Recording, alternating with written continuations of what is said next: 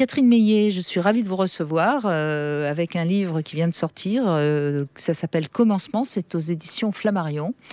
Et alors, vous racontez un peu votre adolescence et puis tout votre parcours dans l'art, hein, puisque on sait aujourd'hui que vous faites partie de ces personnes qui ont beaucoup contribué à faire évoluer l'art à Paris. Hein. Oui, ce qu'on appelle l'art contemporain, en fait. Oui, oui absolument. Et alors, je vais commencer par ce en quoi vous terminez votre livre, parce que je trouve que c'est assez extraordinaire.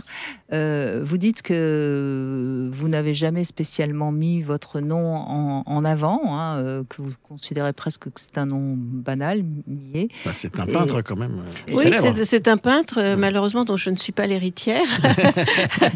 Mais oui, c'est un nom assez répandu. Et surtout, et Catherine Millet, il y en a plein. On disait avant le bottin, quoi. Mais oui, il y en a plein. Et en même temps, ce qui vous a rendu le plus célèbre, c'est un livre où vous n'avez utilisé que la première lettre de votre nom. Bah oui, Catherine M. La vie secrète de Catherine M. La vie sexuelle. Sexuelle, pardon. Elle n'était pas...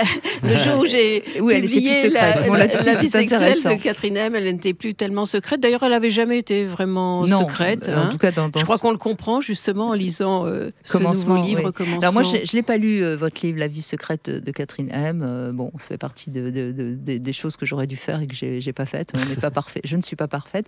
Mais en revanche, j'ai trouvé très intéressant, justement, dans ce livre, parce que vous évoquez comment une femme qui a priori ne vient pas d'un milieu très libre peut être très libre sexuellement. C'est ce que j'ai trouvé vraiment intéressant dans ce que vous racontez dans Commencement. Oui, en fait, souvent, justement après la publication de La vie sexuelle, les gens me posaient la question et me disaient mais comment vous expliquez que vous ayez été aussi disponible pour plein d'expériences d'ordre sexuel. Alors c'est vrai que c'était la fin des années 60, les années 70, il y avait une liberté sexuelle qui malheureusement a tendance à disparaître, mais ça suffisait pas comme explication.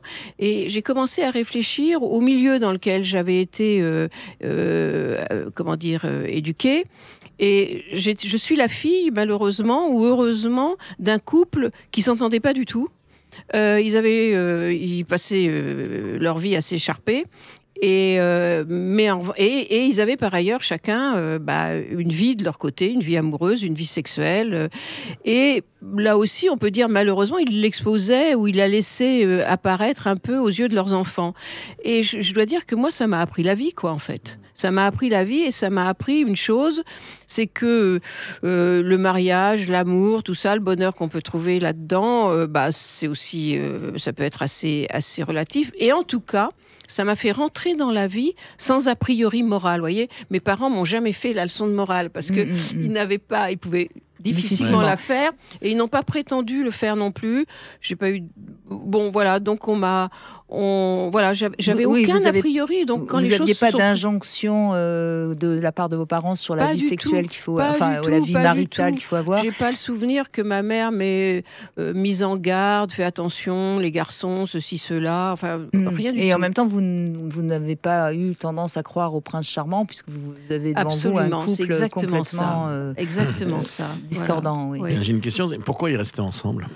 Pourquoi ils restaient ensemble ? Je crois qu'à l'époque, on divorçait moins facilement qu'aujourd'hui. Ils avaient 2 enfants. Donc, tant que les enfants étaient encore, il fallait encore les élever, on ne se séparait pas. Et en effet, lorsqu'on a été plus grand, ils se sont séparés à ce moment-là. Alors, vous commencez votre livre quand vous avez à peu près 16 ans. Oui, 15-16 ans. Et déjà, on sent qu'il y a quelque chose de libre dans votre façon d'aimer les poèmes. Votre meilleure amie, en plus, elle s'appelle Brigitte, elle est révolutionnaire, elle est oui. C'était une terrible Brigitte, d'ailleurs. C'est déjà pas mal, parce que à cette époque-là, vous auriez pu avoir des amis plus conventionnels. Ah oui, non, c'est vrai, mais en fait, le livre commence là-dessus, sur ma rencontre avec, bon, évidemment, cette Brigitte que vous évoquez, mais surtout 4 garçons, une bande de 4, bon, qui étaient en train de préparer une revue de poésie qui s'est appelée Strophe. Ils avaient 2-3 ans de plus que moi, ils étaient très entreprenants, assez audacieux d'ailleurs, parce que quand j'ai reparcouru le petit magazine qu'ils ont publié à l'époque, ils n'avaient pas froid aux yeux, bon, et moi, j'ai accroché mon petit destin au leur, en quelque C'est sorte. ça, Voilà. oui. Et ça explique peut-être aussi toute la suite, parce qu'au fond, à 16 ans, on est très modulable, et c'est peut-être les premiers tuteurs, si je puis dire, qui vous ont libéré on d'une éducation. On est très disponible. C'est une des choses que je voulais essayer de comprendre en écrivant ce livre. C'est que, je crois que je le dis à un moment donné dans le livre, bon, ma famille n'avait pas particulièrement d'argent pour m'aider. Il n'y avait pas une morale qu'on m'avait enseignée. J'étais pas destinée à faire des études non plus. Et puis finalement, je m'en suis quand même sortie. Donc, par quelle voie on passe pour ça. Voilà. Et c'est les rencontres de hasard, c'est les opportunités qu'on saisit, c'est la confiance qu'on fait à la vie. Voilà, je crois que cette ouverture et cette disponibilité que je pouvais avoir dans ma vie sexuelle, elle était très générale en fait. Je crois que j'accueillais de la même façon des amis nouveaux, des choses nouvelles que je pouvais voir dans les galeries d'art, puisque j'en ai fait ma carrière. Donc voilà. Et c'est ça qui est intéressant, je trouve, quand on vous lit, ça s'appelle Commencement, c'est aux éditions Flammarion, je le rappelle. C'est ça qui est intéressant, Catherine Millet, parce qu'on voit vraiment chez vous cette capacité à apprendre tout ce qui peut vous permettre d'être libre. Il y a aussi pas de honte, hein. J'aime bien le passage où vous racontez que vous êtes en train de faire pipi et puis qu'on vous voit, mais et alors, quoi. Oui, enfin, j'ai eu un peu honte comme ça sur le moment, et puis mais quand même, je me suis pas dit, vraiment. Bah oui, j'avais affaire à des gens pour qui eux-mêmes c'était pas très grave, quoi, en fait. Donc je l'ai compris immédiatement. Donc j'en ai pas. Voilà, la honte, elle est partie aussi vite qu'elle était venue. Oui. Mais vous savez, j'ai écrit ce livre, je crois. En fait, j'ai compris en écrivant ce livre que d'une certaine façon, il avait d'autant plus de poids aujourd'hui que si je l'avais écrit, je sais pas, il y a 10 ans, parce que il me semble qu'aujourd'hui, les gens très jeunes s'embarrassent tellement d'interdits, s'auto-surveillent tous tellement, hein, on parle beaucoup de ça dans les médias, que je me suis dit, finalement, mon livre, il peut aussi montrer qu'il y a d'autres façons de faire dans la vie, qu'on peut surmonter ses peurs, ses craintes, etc., avec voilà, plus d'optimisme, je dirais, et plus de confiance dans la vie que ce que je peux constater autour de moi aujourd'hui dans les jeunes générations, quoi. Voilà, je le dis. Moi, je pense que c'est lié à l'image de soi, c'est que l'image a pris dans notre société une telle importance que les jeunes ne pensent qu'à ça, c'est-à-dire qu'est-ce qu'on va penser de moi, qu'est-ce que je dois montrer, et ça prend toute la place. Oui, et ça freine tout le reste. C'est l'autosurveillance, c'est ce qui existe à travers les réseaux sociaux, et puis que ça déborde après dans les médias, on le voit bien. Oui, bien sûr. Moi, je trouve que nos sociétés démocratiques sont mal en point parce que elles sont un peu rongées par quelque chose qui est de l'ordre du totalitaire, la surveillance de soi, des voisins, etc. C'est ça, c'est ça. Des caméras partout. Mais en même temps, et c'est tout le paradoxe, et c'est pour ça que c'est d'autant plus inquiétant, et je suis complètement d'accord avec vous sur ce que vous dites de la jeunesse aujourd'hui. Ce qui est encore plus inquiétant, c'est qu'ils prétendent être ouverts à toute possibilité. Ils prétendent être libres. Et en fait, ils ne sont absolument pas libres. Alors que vous prétendez pas spécialement être libre quand vous êtes adolescente, mais vous êtes ouverte à tout, donc forcément libre. Oui, vous avez raison. Moi, dans ces revendications comme ça, apparemment très libertaires d'aujourd'hui, il y a paradoxalement des interdits. Quand on se pose la question de savoir si les hommes trans peuvent faire des compétitions sportives avec les femmes, etc., voilà, on pose des questions de barrières quand même. Bon, lorsque les Noirs font des spectacles qui sont interdits aux Blancs, on remet par antiracisme, on remet des barrières quand même. Donc on vit dans ces paradoxes qui sont très très contraignant. Enfin, et assez inquiétant, en effet, et assez pour notre voilà. démocratie. On est Absolument. bien d'accord. Ouais. En tout cas, c'est intéressant de voir à quel point vous grandissez, si je puis dire, dans ce livre au fil des pages. Et vous avez très vite... alors, vous avez votre première fois, c'est quand même un homme avec qui vous êtes resté très longtemps. Oui, c'est vrai. Oui, ah oui, c'est vrai. inté- Oui. De ce point de vue-là, je suis assez conventionnelle. Oui, mais c'est là où je dis, ça m'a fait sourire. Parce que c'est vrai que Oui. Ben, en effet, c'est Daniel, l'homme qui m'a défloré, Daniel Templon, qui est aujourd'hui un marchand d'art très, très connu, est aussi la personne avec qui j'ai vécu pendant 10 ans. Mais voilà, on avait un mode de vie très, très libre. Bien sûr. Voilà, oui, lui comme moi. Mhm. Et alors vous racontez aussi donc que vous avez plusieurs hommes, qu'il y a des et je trouve aussi intéressant parce que on vous croit, vous, tellement libre, que pas du tout susceptible d'être jalouse, mais vous racontez aussi à un moment donné que ça peut arriver.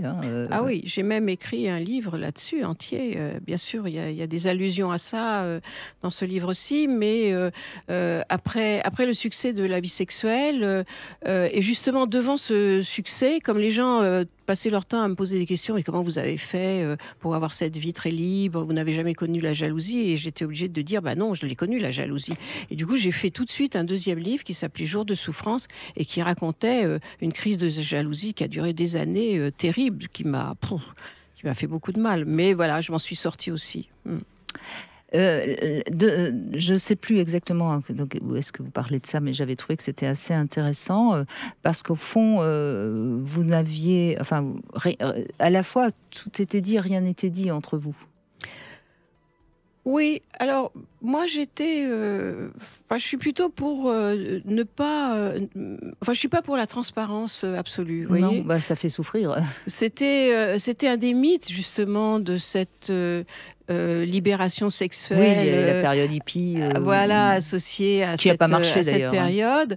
On se dit tout, mais en se disant tout, on se fait un mal terrible quand même. Alors moi je crois que, parce qu'en fait, se dire tout, ça appelle les images. Savoir que voilà, l'autre est allé passer une soirée avec quelqu'un qu'on connaît pas, mais bon, ça reste abstrait, etc. On peut l'admettre parce que c'est notre philosophie de l'admettre. Il a sa liberté. Bon, à partir du moment où l'autre raconte, là, les images, l'imaginaire travaille et on se fait des images.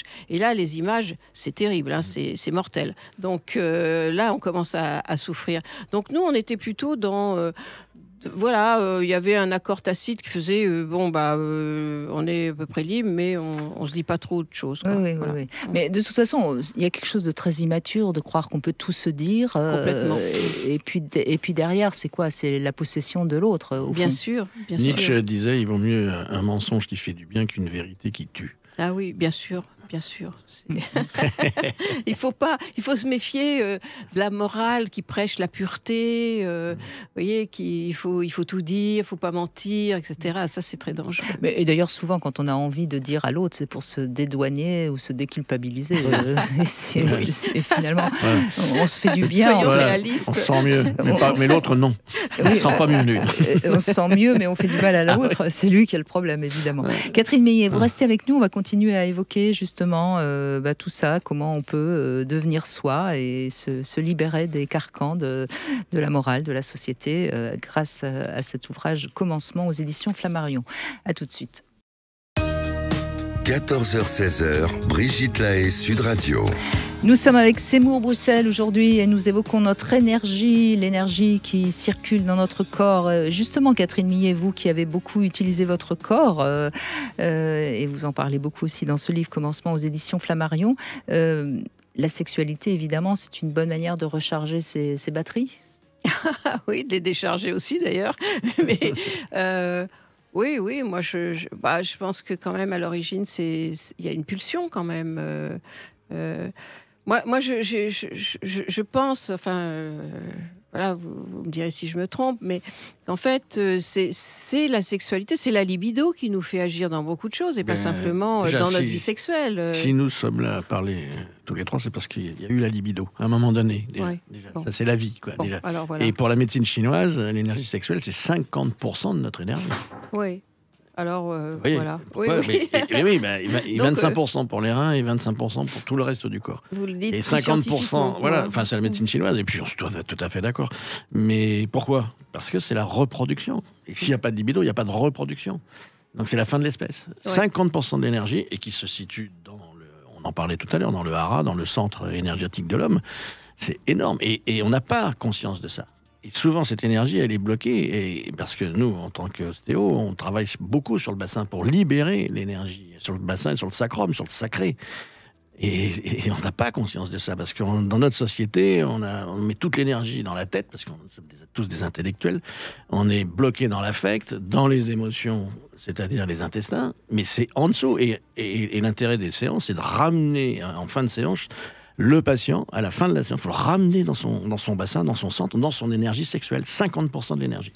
Vous savez, ce que vous dites là à l'instant, ça m'évoque un écrivain anglais mort depuis longtemps, qui était D.H. Lawrence, l'auteur du fameux Amant de Lady Chatterley. J'avais publié un livre il y a quelques années sur lui, et lui avançait déjà à l'époque, au tout début du XXe siècle, cette théorie que, en fait, il n'y avait pas simplement notre cerveau, mais aussi notre ventre qui nous commandait, et que on devait aussi prendre en compte, voilà, ce qui se passait comme énergie vitale justement dans notre corps, dans le ventre.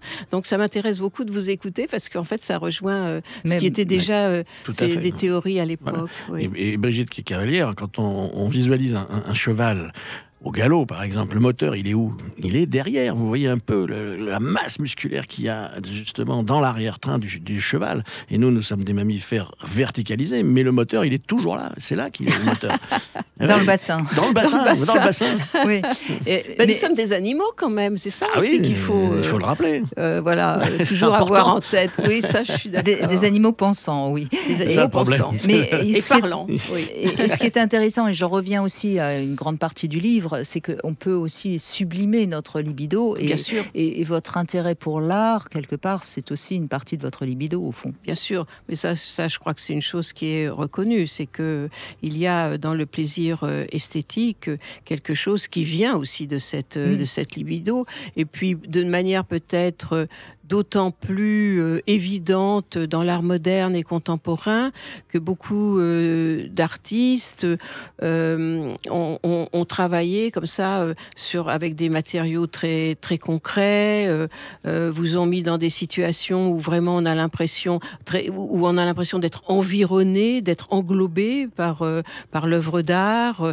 Bon, je tenais dans ce livre-ci d'ailleurs à décrire ce genre d'expérience lorsqu'on est vraiment presque en osmose avec une œuvre. Et là, il y a quelque chose, oui, qui rejoint la sexualité, ça c'est sûr. Oui. En tout cas, il y a une extase au sens esthétique. Oui.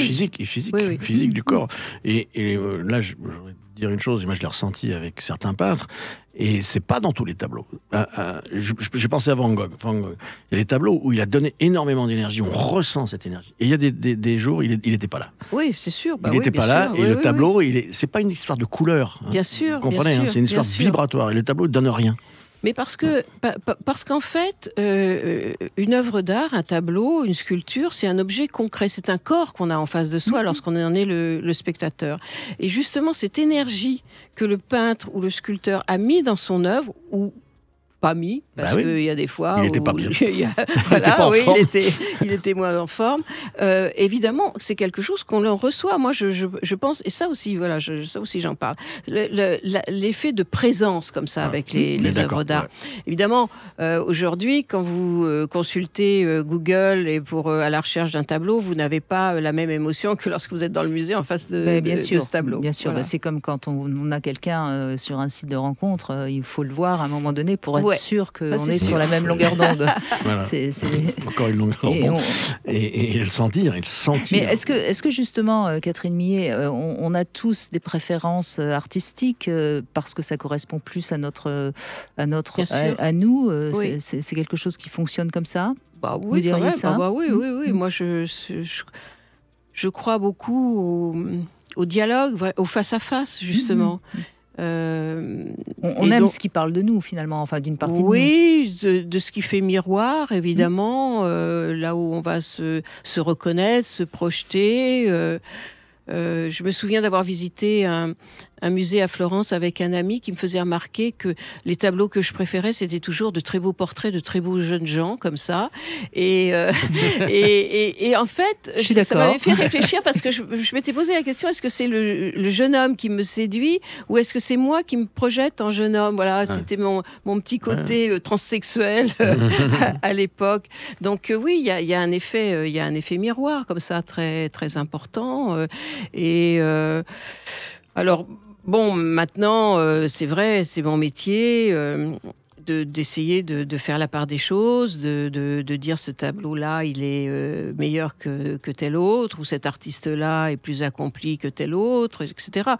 Mais après tout, un tableau que moi je trouve pas bon plaise à quelqu'un, ça me dérange pas non plus. Je veux dire, je suis pas du tout dogmatique, et je crois qu'aujourd'hui, justement, c'est quelque chose qui a disparu beaucoup du monde de l'art, comme ça. C'était beaucoup plus dogmatique au moment dont je parle de mes débuts. Aujourd'hui, il y a beaucoup plus d'ouverture et d'ouverture d'esprit. Bon, en tout cas, vous parlez bien de vous avec une franchise qu'on vous connaît. De toute façon, Catherine Millet, c'est pour ça qu'on vous aime ou qu'on vous déteste, d'ailleurs. Merci. Ça s'appelle Commencement, c'est aux éditions Flammarion. Merci en tout cas d'être venu nous en parler. Donc j'ai bien dit, ça parle beaucoup de sexualité, mais ça parle aussi beaucoup d'art.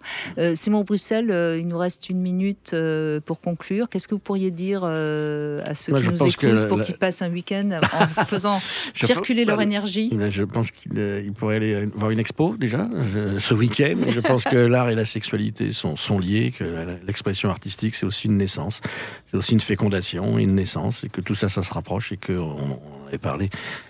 Ça nous amène à une ouverture spirituelle. C'est l'échelle. Et l'art, aujourd'hui, c'est l'échelle pour monter. Ça fait fonctionner notre imaginaire et on en a besoin. Et tout ce dont on a besoin et tout ce qu'on est en train de perdre aujourd'hui. Ce qu'on n'apprend plus. On ne laisse plus les enfants dans les écoles. On ne laisse plus la place à l'imaginaire, à la créativité. Et ça, c'est inhérent pour moi, je pense, à l'espèce humaine. Et quand on enlève ça, on ampute l'être humain.